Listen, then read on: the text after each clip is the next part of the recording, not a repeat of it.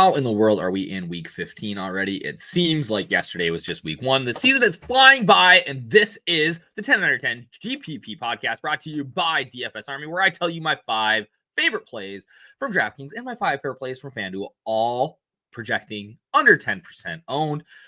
Let's get to it. We don't have all the time in the world here, right? Let's get a quick little review of last week. Ooh, a little sneak peek of my boy. If you don't remember, my motto always is first or last. I ain't here to min cash. We are trying to be DFS Army's next big winner and take down $1 million. And last week, okay, it was okay. All right, we've been kind of crushing on QBs lately. Not quite here this week. We did hit some great running backs. Jalen Hurts was fine. QB5, Kyren Williams, Tyrone Tracy, RB4, RB8, right? On FanDuel, we hit the RB6 of Bijan Robinson. Wide receivers were okay. Shakir was 7. Thielen was 13. The tight ends were a struggle bus, but Will Disley got hurt. Here's the issue, though, right? If you guys played last week, you'll recognize that all of the chalk RBs smashed, right? We had cheap running back chalk. Typically, that is not the case, right? But cheap running back chalk in Zach Charbonnet, Isaac Garendo, who was the third cheapie. I'm having a little bit of a brain fart here. But the chalk donkeys got paid off last week. That doesn't always happen, but if you were able to run all 3 of those running backs in your lineup and then come back with the Vikings, right? It didn't matter, right? The rest of your lineup really didn't matter. You could get there with like a Will Disley 0. But Adam Thielen had another good week, Khalil Shakir. So even though Kyren Williams and Bijan smashed, they weren't really anywhere near the GPP winner just because of the lineup construction that you had to have to win last week, which is always, I think, something that we need to think about as we head into it. And I'm not saying I would play last week any differently. I had exposure to all those chalk running backs, but right. The sort of chalk donkey play is not necessarily one that me personally, I'm going to get on, right? Unless it's cash, single entry, 3 max, 100 mans, whatever it is, right? I'm not probably playing 3 chalk running backs, regardless of price, in the same lineup, just because of like the overall, price tag, right? And the ownership. All right, let's get into it this week. As you saw in the header, we got your boy Aaron Rodgers. Like, this is hard. I'm a true blue Aaron Rodgers hater. All right.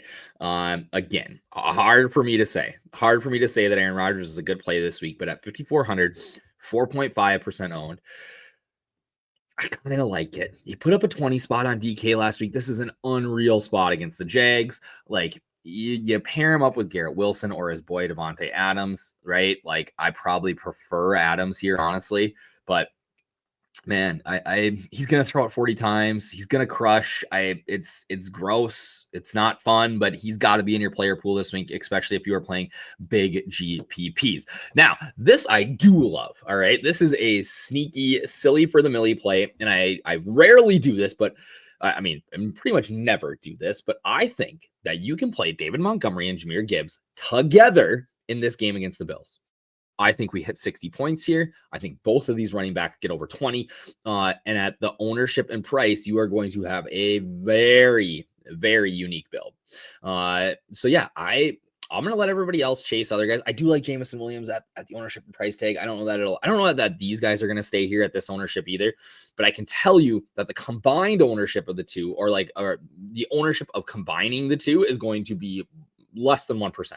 All right. So I kind of love a 2-for-1 here. All right. I think this game blows up. It's in Detroit. Like, I love this. Like, I love this play. All right.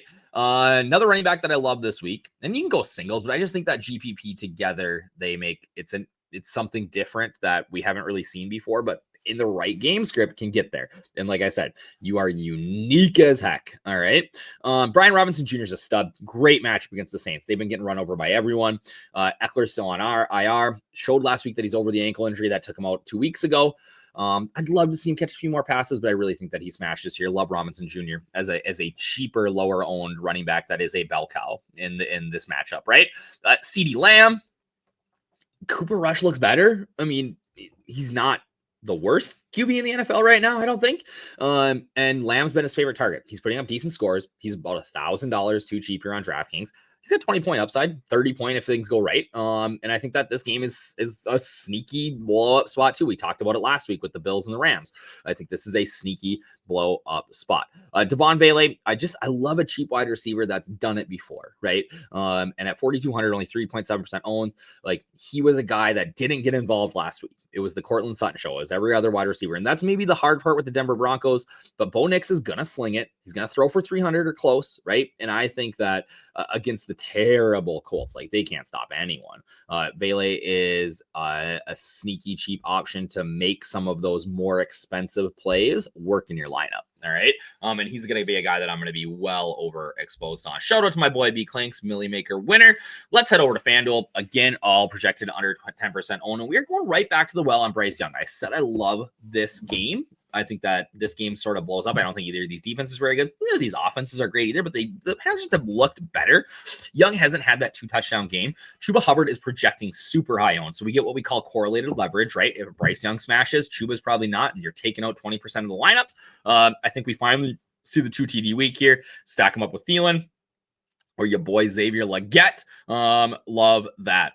Tua is hired armed guards so that his house doesn't get broken into like all the other 3rd or 4th year QBs in the league. He's throwing the ball just a ridiculous amount. First off, let's be honest. Like, I can't believe that he's still in the league after all the concussion stuff. I'm a bit in shock, but he's been great. Like, putting up 30 spots every week. The ownership is going to stay low because of the price tag. You can absolutely make this work with the salary savings that you can get on some of these like cheaper wide receivers, things like that. So you put, I don't hate, like, it might be my favorite single entry play this week is Tua Tyreek and move on. All right. Guy that can help you with that is Ramondre Stevenson. He's got Gibson sitting there, stole a tutty from him last week, but I think he smashed his value. 18-20 carries here against the middling rush defense of the Arizona Cardinals. I'm concerned that this game goes under a little bit, but I do think that the volume is going to be there for Stevenson. And he was pretty electric last week. So wish he caught a few more passes too. And he's a great DraftKings play. His just ownership's going to be a little bit higher there.